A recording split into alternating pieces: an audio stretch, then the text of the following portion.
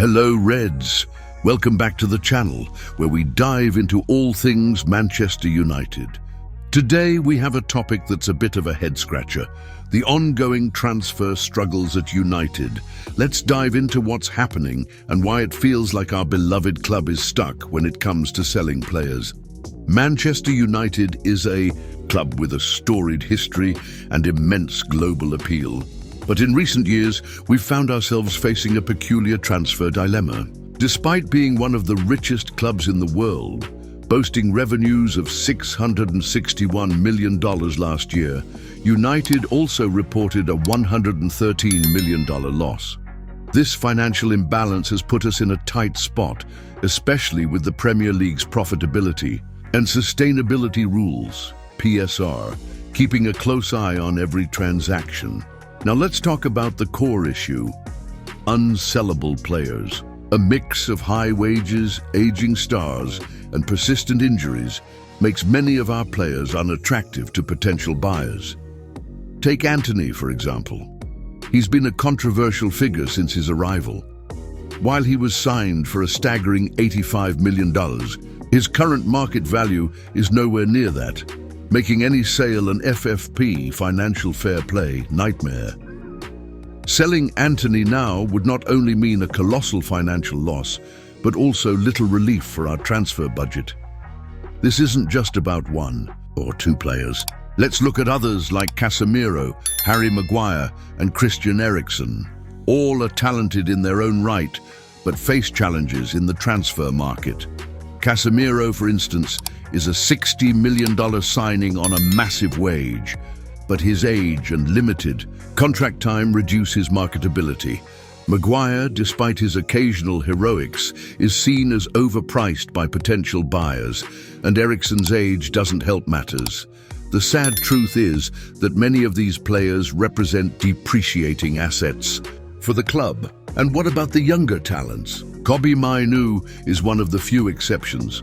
At just 19 years old, he's shown promise and is reportedly attracting interest from Chelsea.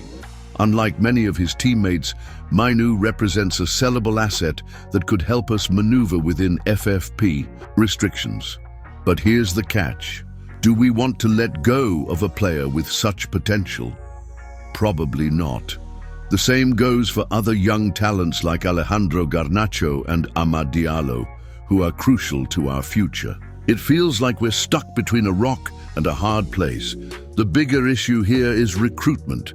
Ruben Amorim, United's head coach, has openly admitted that the squad he inherited doesn't align perfectly with his tactical system.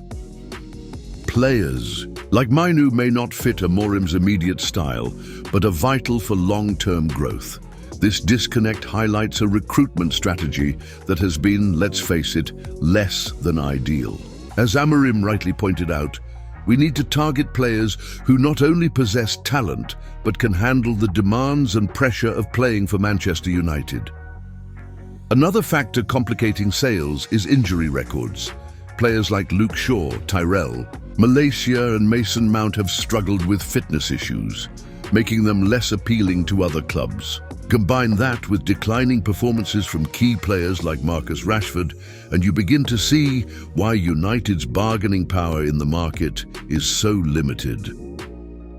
The harsh reality is that many of the players we could sell for significant fees are the ones we'd rather keep. Bruno Fernandes, Diogo Dalot, and the summer signings Noussair Mazraoui, Lenny Yoro, and Manuel Ugarte are players with both talent and market value, but selling them would weaken the team. It's a delicate balance that leaves Amorim with tough decisions to make. In conclusion, United's transfer problem is a tangled web of financial constraints, poor recruitment, and an aging squad.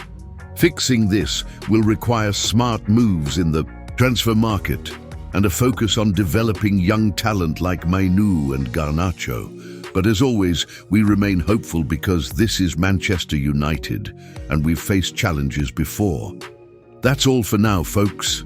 Stick around as we dive into the latest developments with Marcus Rashford in part 2. Welcome back, Red Devils.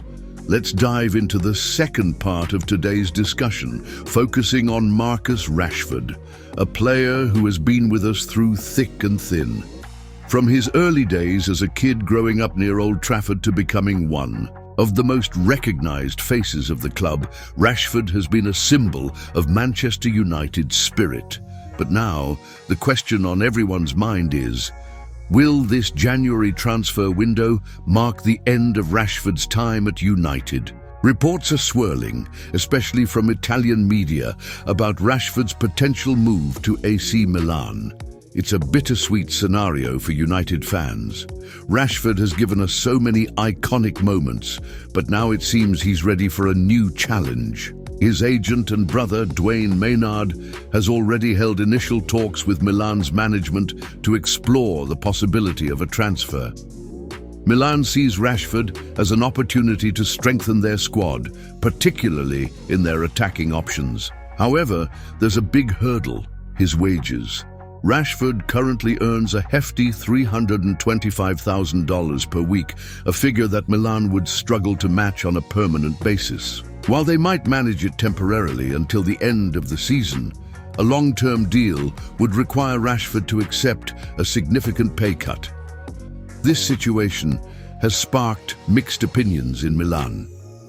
Some local publications like Corriere dello Sport are optimistic about the move, citing Rashford's tactical versatility as a potential fit for their 4-3-3 or 4-4-2 formations. But others, like Corriere della Sera, are more cautious, questioning whether this transfer would be a golden opportunity or a costly mistake for the Italian giants.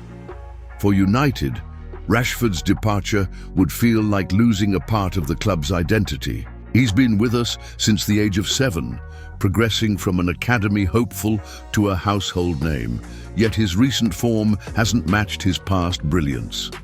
Over the last 18 months, Rashford has struggled to maintain consistency, and some argue this has weakened United's negotiating position. From a financial perspective, selling Rashford could provide some much-needed relief under FFP rules. His transfer fee would likely bring a significant boost to our coffers, giving us the flexibility to rebuild the squad. However, it's not just about the money. Rashford's influence extends beyond the pitch. His leadership, community efforts, and connection with fans make him more than just another player. AC Milan isn't the only club showing interest, though. Rashford has reportedly drawn attention from clubs in Turkey and Saudi Arabia, but those options seem to have fallen through for now. Milan remains the frontrunner, and another meeting between Rashford's representatives and the Rossoneri is expected in the coming days. One interesting twist is how Rashford might fit into Milan's system. With Rafael Leão firmly holding down the left-wing position, Rashford would likely need to adapt to a new role, perhaps as a sole striker or in a partnership with Alvaro Morata. While Rashford has shown adaptability throughout his career, this shift would challenge him to step out of his comfort zone and redefine his style of play. For Manchester United, the potential loss of Rashford underscores a larger issue: keeping our homegrown talents happy and motivated. Losing Rashford wouldn't just be a blow on the pitch, it would also send a message about the state of the club. Players like him, who understand what it means to wear the badge, are rare. Still, change is a part of football, and if Rashford does leave, we can only hope he finds success and happiness wherever he goes. It's a tough pill to swallow, but one thing remains constant: Manchester United is bigger than any single player. We've seen legends come and go, and through it all, the club endures. That's it for today's update, Red Devils. Stay tuned for more news and analysis as we navigate this roller coaster of a season. Thanks for sticking with us, and as always, glory, glory, Man United.